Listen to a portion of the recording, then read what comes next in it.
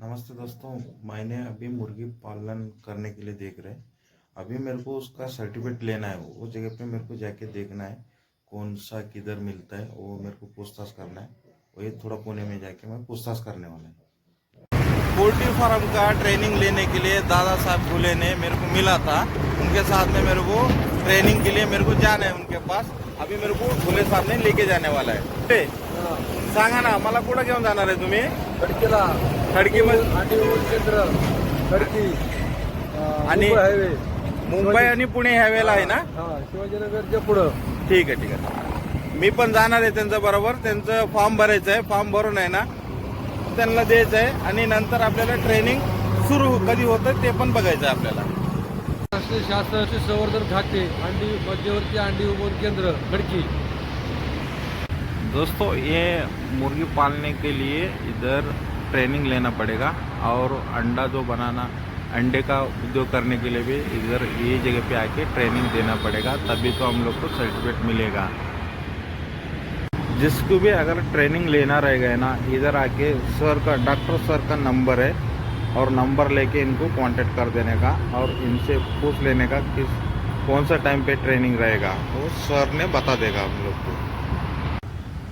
Office के अंदर मैंने पूछताछ KIA, उसके बाद में उधर ट्रेनिंग का ऑफिस है, उधर स्कूल चालू होता है, वो जगह पे हमको देखना है। इधर ही अपना ट्रेनिंग होने वाला है। ये ट्रेनिंग का स्कूल है ये।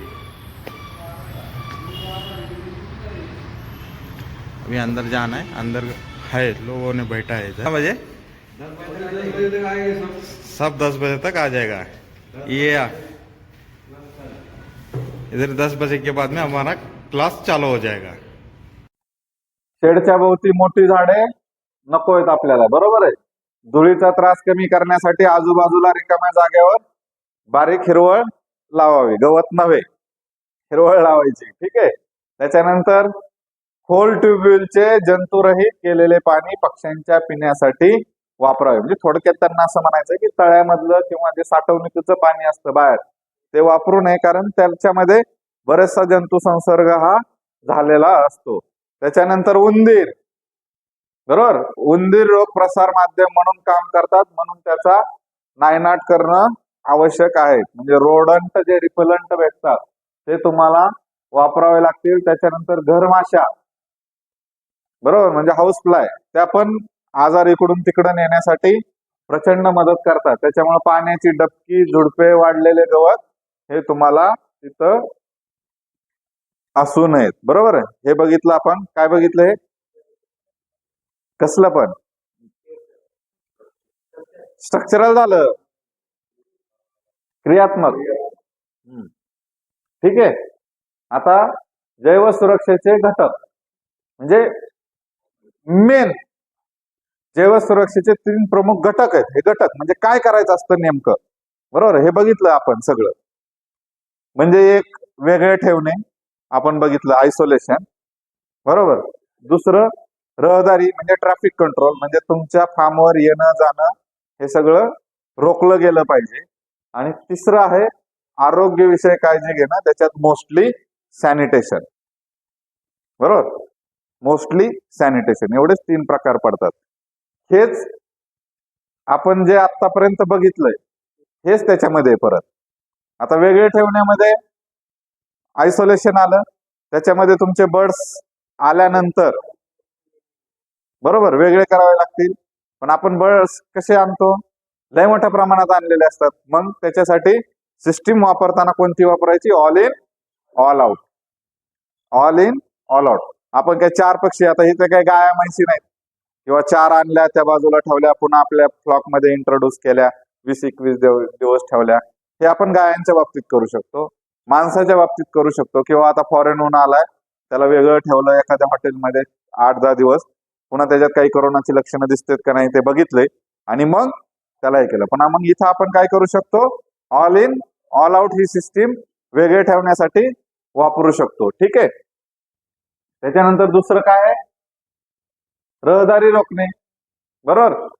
रहदारीमध्ये मग सगळंच, कुठल्याही व्यक्तीला येऊन द्यायचं नाही, बाहेरचे जे पक्षी आहेत ते येऊ नये म्हणून झाडं झुडपं वगैरे कमी ठेवायचे.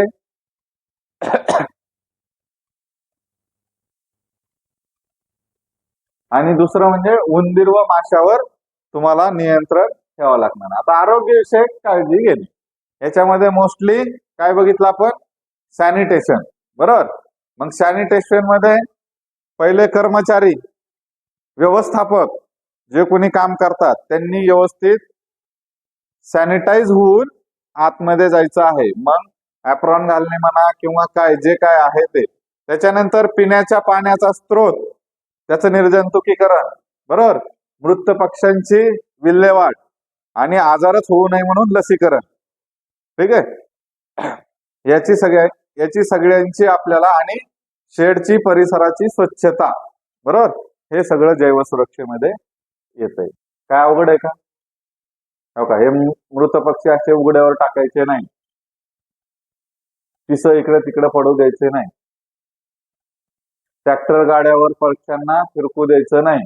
बरोबर. जंतुनाशकाची फवारणी बघा कशी टायरावर फवारता येते, दिसलं का? जुने फोटो आहेत. ही एक सिस्टीम असते, बघितले ना.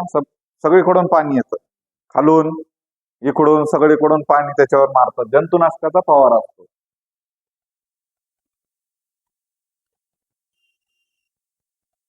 आता हे संक्षिप्त वाचायचं का आपण? आता सगळं जे शिकलोय जैवसुरक्षेची 10 कलमी आढावा.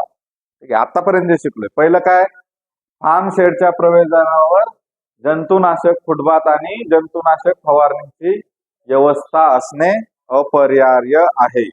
बरोबर. एकतर यूज द्यायचं नाही, ज्यांना जायचंय म्हणजे जे काही कर्मचारी जे काम करणार आहेत किंवा जे व्यवस्थापक आहेत त्यांच्यासाठी सुद्धा सोय काय करायची, त्यांच्या इथं प्रवेशद्वारावर जंतुनाशकाचं फुटबाथ किंवा जंतुनाशकाची फवारणी करायची. त्याच्यानंतर शेडची संपूर्ण व्यवस्थित स्वच्छता आणि निर्जंतुकीकरण आवश्यक आहे. बरोबर आहे. शेडची पूर्ण म्हणजे जेव्हा पिल्लं जातात, दुसरी पिल्लं येणार आहेत, त्याच्या अगोदर फ्युमिगेशन आलं किंवा चुना लावणं आलं किंवा बरेच वेळा फ्लेम गननं सुद्धा आपण जाळून येणे केने जंतू सगळे मेले पाहिजे. त्याच्यानंतर रोग प्रसार करणारे कीटक व मुक्त विहार करणारे बाहेरील पक्षी यांचे नियंत्रण कोणत्या पद्धतीने करतो ते आपण करायचं. ठीक आहे. शिकलोय आपण. त्याच्यानंतर विविध वयाचे पक्षी एका कुक्कुटपालन क्षेत्रात ठेवण्यापासून परावृत्त करणे. एक तर रोटेशनल पद्धत टाळायचीच, आणि समजा जरी करायची असली आपल्याला रोटेशनल पद्धत तर ते लांब पाहिजेत आणि योग्य ती बायोसिक्युरिटी मेजर्स आपण तिथे हे केले पाहिजे. त्याच्यानंतर व्यक्ती आणि साहित्य यांच्या रहदारीवर अत्यंत प्रभावी नियंत्रण असलं पाहिजे. नाही म्हणजे नाहीच, जवळचा असला तरी आतमध्ये जाऊ द्यायचं नाही, आणि जाऊ द्यायचा असलच लयच जवळचा आहे, आता पर्यायच नाही, आपल्या बहिणीचा संसारच मोडतोय, आपली पोरगी आता माघारीच पाठवतोय बाबा तो बिचारा, आणि त्याला तो कोंबड्या बघायच्या, तर मग त्याला हे सगळं आंघोळ घालायची, त्याला मस्तपैकी साबणाने, मोती साबणाने नाही, डेटॉल. बरोबर आहे. कोणत्या साबणाने घालायची? म्हणजे निर्जंतुकीकरण आहे. बिचाराला आंघोळ घालायची, कपडे नवीन द्यायचे, अप्रॉन वगैरे फुटबाथ द्यायचं, आणि मग त्याला म्हणायचं चल बाबा ही अशी कोंबडी असती बघायला. ठीक आहे. म्हणजे एक तर जाऊ द्यायचं नाही, हा परत विचारणारच नाही.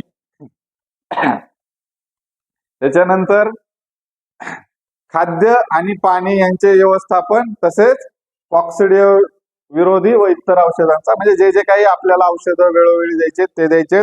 लसीकरण पुढचा मुद्दा येईल लगेच.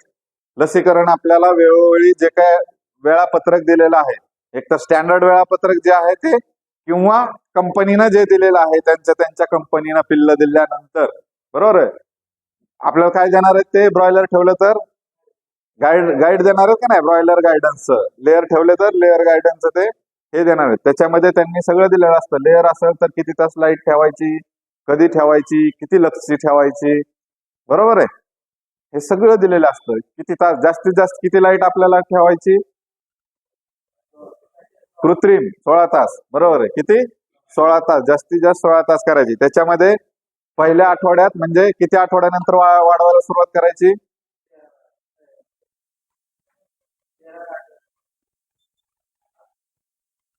14 ना, बघा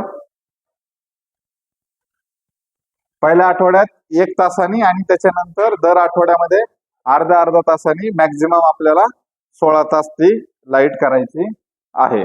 ठीक आहे. आणि ती पण इक्वली झाली पाहिजे 12-12 तास असं. 12 तास अंधार, 12 तास म्हणजे 16 तास आहे तर त्यातली 8-8 तास ती विभागून ती तुम्हाला भेटली पाहिजे. ठीक आहे. त्याच्यानंतर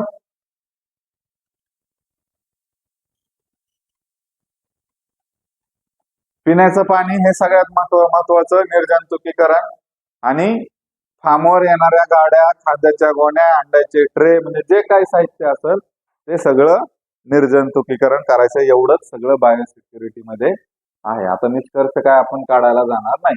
आता महत्वाचं म्हणजे लसी आणि लसीकरण. बरोबर आहे. आपण आतापर्यंत शिकलो कोणत्या लस द्यायच्या, काय करायचं, पण नेमकं हे काय आहे? लस हा प्रकार काय आहे? बरोबर आहे. काट्याने काटा काढणे माहिती? बहुतेक लसी तरी 100% तशाच असतात. बहुतेक म्हणजे 60-70% लसी अशा आहेत की ज्या जंतूंनी जो रोग होतो त्याच रोगाचे जंतू तुमच्या शरीरामध्ये टोचले जातात. आता फक्त एवढंच असतं की एकतर त्यांची रोग तयार करण्याची क्षमता काढून टाकलेली असती, पूर्ण मारून टाकलेली असती, किंवा सेम पार्टिकल ठेवलेला असतो, म्हणजे पुतळा ठेवलेला असतो, पुतळा इंजेक्शन टोचलेला असतो. आतमधल्या बॉडीला वाटतं जंतू आला, जंतू आला रे आला म्हणलं की त्याच्या विरोधात ते अँटीबॉडी, बरोबर, त्याच्या विरुद्ध अँटीबॉडी ते आतमध्ये तयार करतात. आणि उद्या यदा कदाचित भविष्यामध्ये म्हणजे डेमो देतो ना आपण, तसा डेमो असतो बॉडीला दिलेला नकळत. उद्या कधी भविष्यामध्ये त्या प्रकारचा रोग आला, इमिडिएटली शरीरात ते अँटीजन तुमचं गेलं रे गेलं की बॉडीच्या लक्षात येतं, मागची तिची मेमरी ऍक्टिव्ह होती बॉडीची आणि तिला लक्षात येतं की या प्रकारच्या अँटीबॉडी आपल्याला आता शरीरामध्ये इमिडिएटली हे करायचे आहेत. आणि जसं तो जंतू येईल तसं त्याला ते इंगल्प करतात. आणि म्हणून लस कशी काम करते, ह्या पद्धतीने लस काम करते. आपल्याला वेगळं काही नाही, लस ह्या प्रकारे काम करते.